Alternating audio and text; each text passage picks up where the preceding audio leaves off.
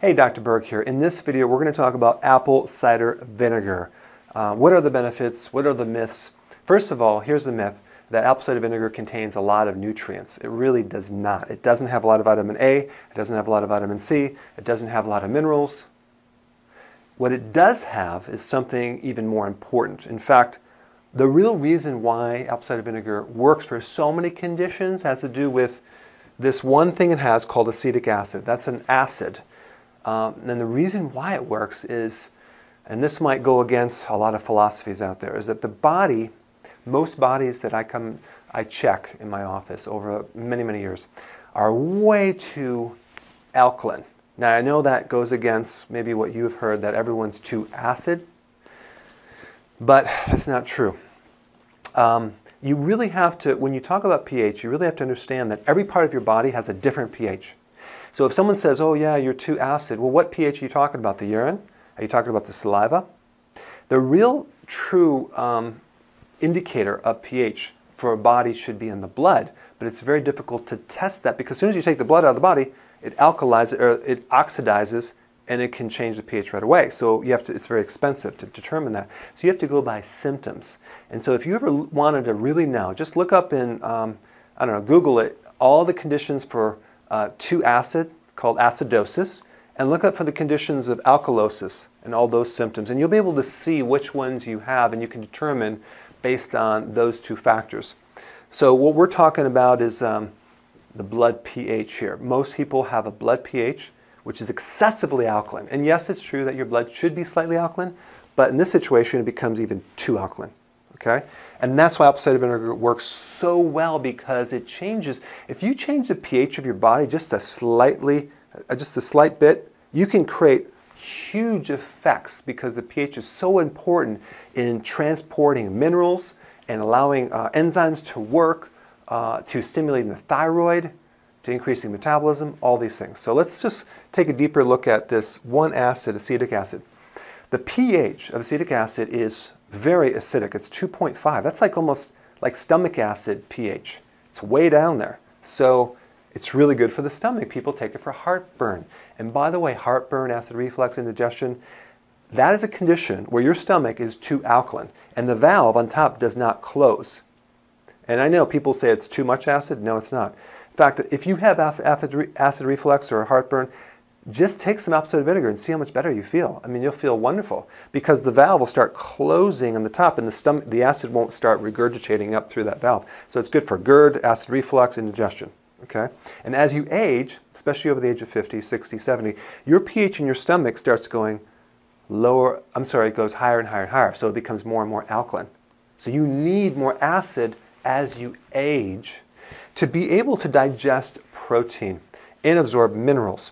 Because if your pH is too alkaline, which most people have a problem with too much alkaline, they can't absorb calcium. They can't absorb minerals like they used to. So what happens, especially with calcium, is calcium starts building up in the soft tissues throughout the body. So you have the soft tissue calcification. I mean, you see that in people that are getting older, they're getting stiff, they have arthritis, bursitis, they get calcium developing on the eyes, there's cataracts. On the joints is arthritis, on the nerves there's neuritis, on the kidney is kidney stones, on the gallbladder is gallstones, and the teeth is tartar. That could come from a pH problem. It's an alkalosis, a systemic alkalosis, which is your whole body is too alkaline. One of the things that I like to do as well is make sure they're taking the fat-soluble vitamins to transport that calcium out, like vitamin D and K2. But in this video, we're going to talk about the pH piece of this thing. Now, what causes this alkaline state? It has to do with this, in this book, it's called Sibylla Encyclopedia of Endocrinology, Volume 4, Frank Netter, MD. This is one of the main books that is used in medical schools, and it's a great physiology book to help you get some of the facts on how the body works. So right here, if you look on the page that talks about high cortisol, that's the stress hormone, high stress, high cortisol, causes alkalosis. It makes your body too alkaline.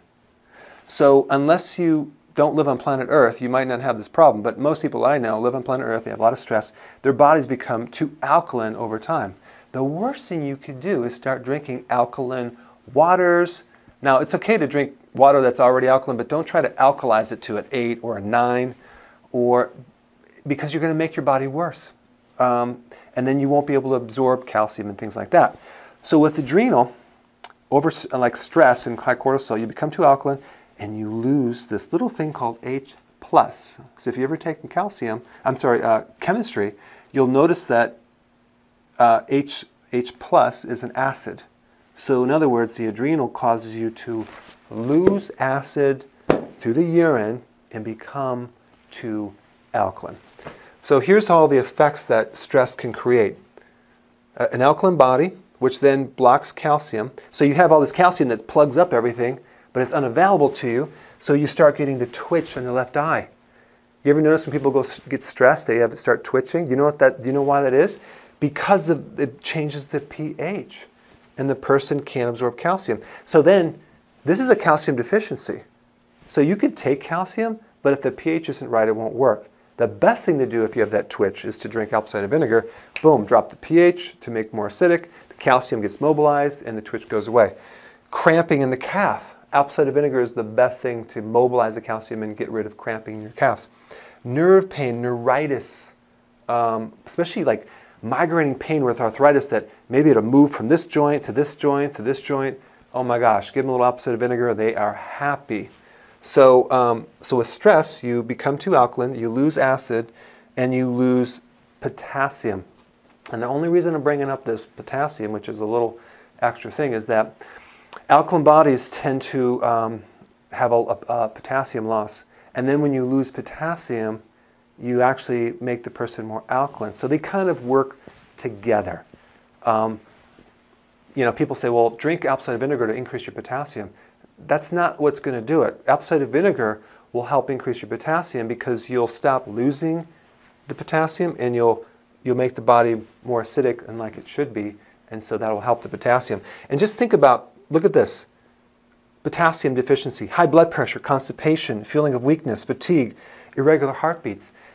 When you hear these claims about apple cider vinegar curing all these different things, high blood pressure, constipation, weakness, irregular heartbeats, it's because of the retention of the potassium, because the chain reaction that occurs after getting the pH in the correct level. People that drink a lot of protein drinks, or they eat too much protein, let's say they do the Atkins diet, or they're doing this high protein diet, what happens, there's the waste from that protein, it's called guanidine, it's a chemical. Very, very, very, very, very alkaline, okay?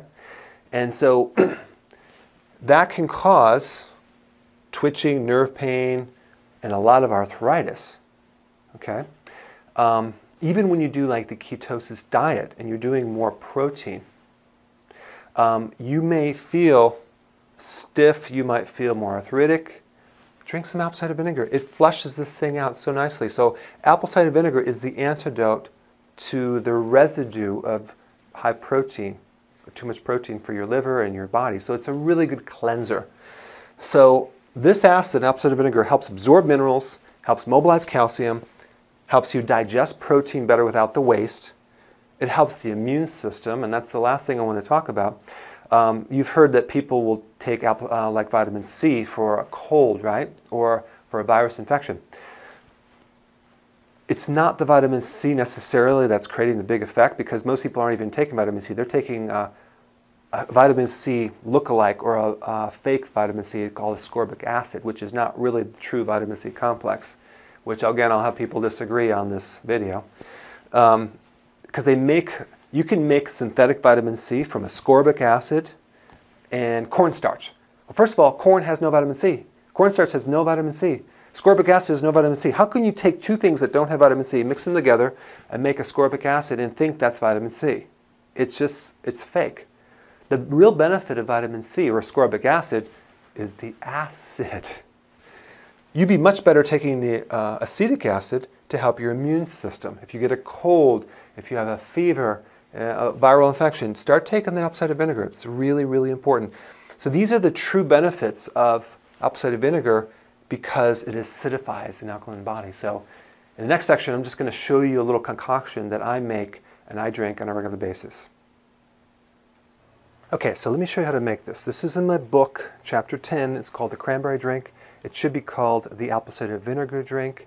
Very simple, and you really should try this because it will help you lose weight. If you drank one of these before you ate 3 times a day, you would lose a lot more weight because it stimulates the thyroid and it acidifies the stomach. The only thing that I would recommend if you have a very slow metabolism is you may want to omit the cranberry juice. So you get the Bragg's apple cider vinegar. I like this the best. And simply a teaspoon in some water. Actually do 2. 2 teaspoons in the water before each meal. And some people say don't consume water before a meal, but this is an acid drink, so it's going to help stomach acids. But check this out. This is my favorite lemon juice, Italian volcano lemon juice. It's organic lemon juice, and this stuff is magical. It's wonderful, and you get it from the health food store. It's grown on these soils where the volcanic ash fertilized the soil.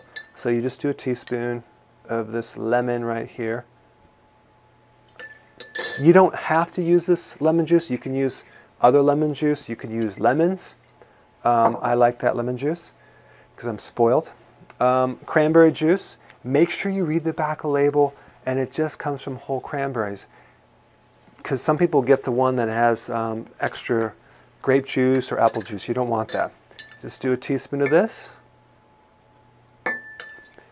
And basically, this is your drink. Now, I like to, and this is just me, you don't have to do this. You can add some ginger, and there's some ginger root that you can shred in there, and it makes it a little spicy. I basically have this ginger extract that you can get. It's a liquid form. It's like ginger juice. And you put a little ginger, it's real spicy. There's a lot of great properties. It's a very good tonic. Again, if you can't stand the taste, chances are you probably don't need it. Okay? If you really need it, you will crave it, and it makes you feel better. But I really want you to try this. Real simple. Drink this before you eat, and watch how much better you feel. Okay? So go ahead and do this, and give me some comments below. I'll see you in the next video.